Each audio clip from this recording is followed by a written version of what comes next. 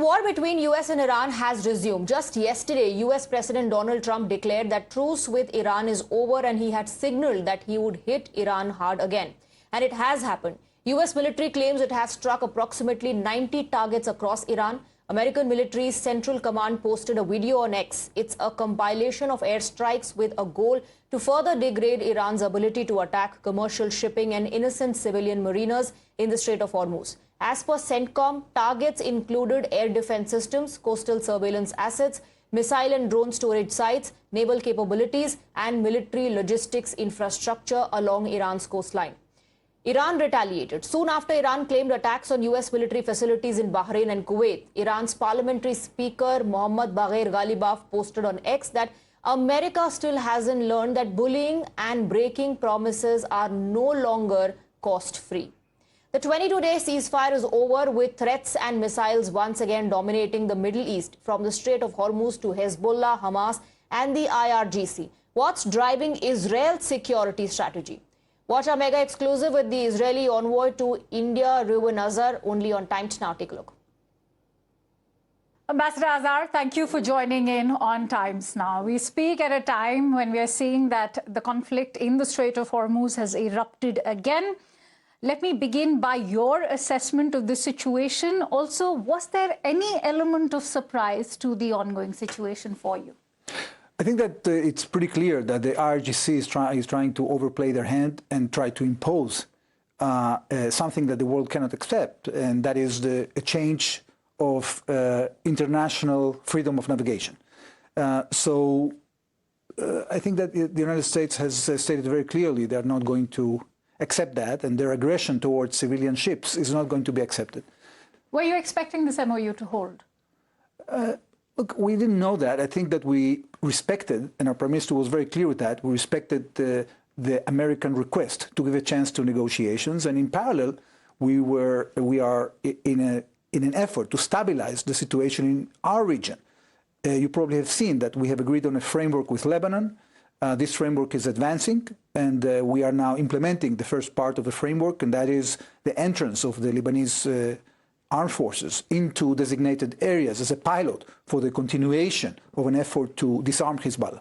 Many have said that this has been a flawed deal. The Iranians have accused the Israelis of violating the MOU. They say that it's a violation because they're continuing with their attacks in Lebanon, of course, because of Hezbollah. But what do you attribute this flaw to in the deal? I think that there is a different interpretation because the United States didn't agree to allow the Iranians to be the ones that are going to determine the future of Lebanon. The future of Lebanon has to be determined by the government of Lebanon, the elected government of Lebanon, and this is exactly what we're doing. We have actually a common path. And the Iranians, again, like when it comes to Hormuz, they're trying to overplay their hand in Lebanon. We're not going to allow that. It's interesting you highlight that, but you will not allow Hezbollah to exist, at least not for as long as they don't disarm. So is this war going to continue in West Asia till Hezbollah is not decimated? Well, we didn't say that Hezbollah is not going to exist. I think it wouldn't be reasonable to expect that. But what we can expect is that the Lebanese government would assume sovereignty over their territory, because Israel has zero motivation to continue occupying southern Lebanon. But we don't want to go back to a situation in which Hezbollah takes control and starts building again military infrastructure in order to attack Israel. It's also becoming a war of attrition of sorts for Israel, because the Deputy Foreign Minister, Sharon Haskell, has also spoken about how there seems to be a crisis with servicemen, even the reservist forces. How is Israel planning to go ahead with the war now? What is endgame? Well, first of all, I don't think that we are seeing a war of attrition at this point. The Israeli communities in the south are absolutely safe. We have a buffer zone in the Gaza Strip, and we're trying to implement the 20-point Trump plan in coordination with the Board of Peace. We still have a challenge there because Hamas is still having a grip on the population in the areas they control, about 30–40% of the Strip. But the situation with our people in the south and our economy is very good. In the north, also, we have achieved a situation in which right now Hezbollah is not attacking our communities in the north. So we have achieved stability at this point. It's yet, it's not a final status. We still have to be sure that this stability can continue. And in order to succeed, we have to implement the plans that we have devised with the United States and the international community in order to make sure that neither Hamas or Hezbollah rearms, regroups, or attacks again our communities. So one part of the stability you've managed to achieve, and it's a huge breakthrough that now Hamas is willing to cede power. But many are saying that since they have refused to disarm, what will this mean for the incoming civilian government? Will this not pose a potential security hurdle for the incoming technocratic Absolutely, government? absolutely. And Hamas is trying to play a double game, saying that they are going to disband their government, but they're going to leave their military power. And that's completely unacceptable. The Prime Minister of Israel, Benjamin Netanyahu, has stated very clearly that either Hamas disarms through a diplomatic process, or it will have to be through an armed process. We prefer to refrain from doing that. And therefore, we are cooperating with the Board of Peace in designating areas in which the population that is right now living under very bad conditions will be able to move to without Hamas being able to extort them. Of late, we've seen there was an inflection point in the relationship between the United States and Israel. Even more so after Prime Minister Netanyahu came up with a sharp reminder to the U.S. Vice President J.D. Vance that it's not just the Americans who are friends to the Israelis, it's the Indians as well. Why was there that need to give the United States that reminder? Well, I think that it's very natural because the Prime Minister is receiving so much support from India, and he has millions of Indian followers. And this is really a unique phenomenon that we are not seeing in other places in the world. Naturally, you don't have many countries as big as India with 1.5 billion people. But we have friends around the world. And of course, it doesn't mean that we don't appreciate the friendship and the support we get from the United States. Why did the Israeli Prime Minister feel the need to remind the United States? I also want to allude to what the US President said at NATO.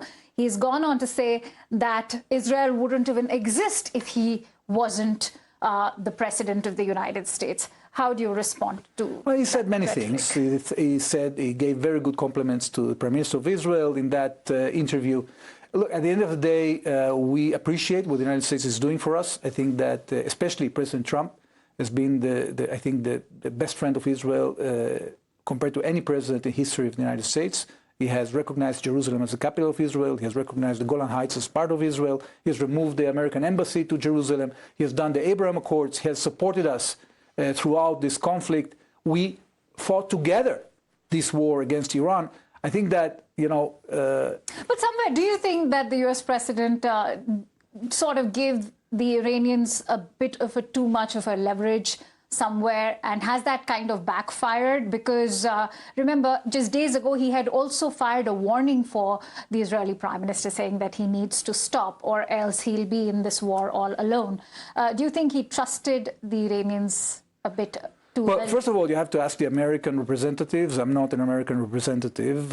But what I think is that at the end of the day, countries sometimes have different considerations they have to take into account. And here we were in a classical case in which the United States felt the need to stop at this point and try negotiations. So although we are concerned that maybe not all our worries are going to be addressed in those negotiations or will come to a satisfying conclusion, we have to give credit to our American friends, and that's exactly what we do. So is it the other way around now, that the Americans are finding friends only in Israel because NATO has not really pledged any allegiance for this war, for sure?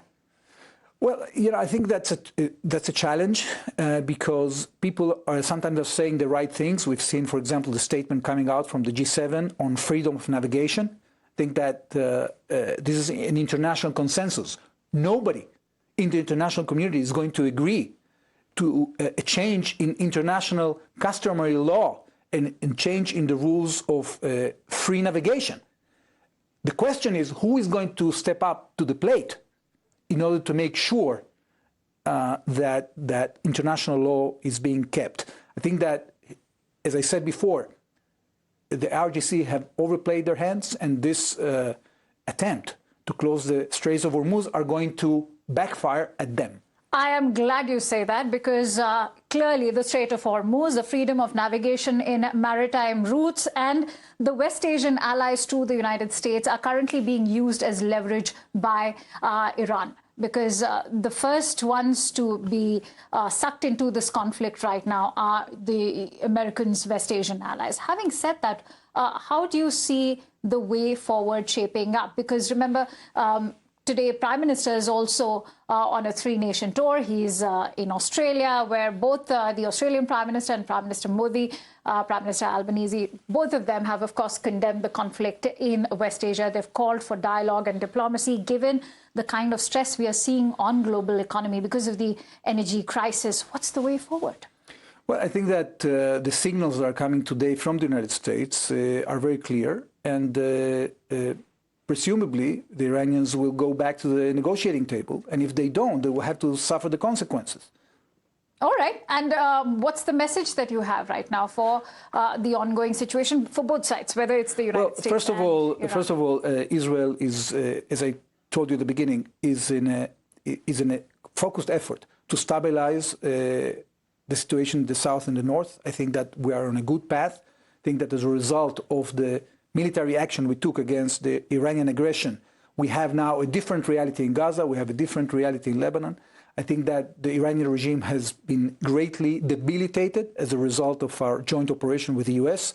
And although the IRGC or other elements in Iran will continue to try to stall, at the end of the day, they will have to come to terms with reality. And as soon as they do that, I think it will be better for the stability of the region. My last question, Ambassador. Do you think in the upcoming, or if peace negotiations do happen at all between the Americans and the Iranians, will Israel find a place at the table? We are in constant contact with our American friends on a day-to-day basis. I'm sure that they know very well our concerns. They have their own concerns. And as I mentioned... No, but don't you think that till you are not at the table... Well, we are not at the table because Iran has been trying to destroy us for the last 47 years and is not willing to recognize us. Then where's the scope for dialogue and diplomacy? So right now, the United States is leading the effort, and we are doing it in partnership with them. All right, Ambassador Azar, thank you so much for very fearlessly combating all those questions, as you always do. It was a pleasure having you here on Times. My pleasure.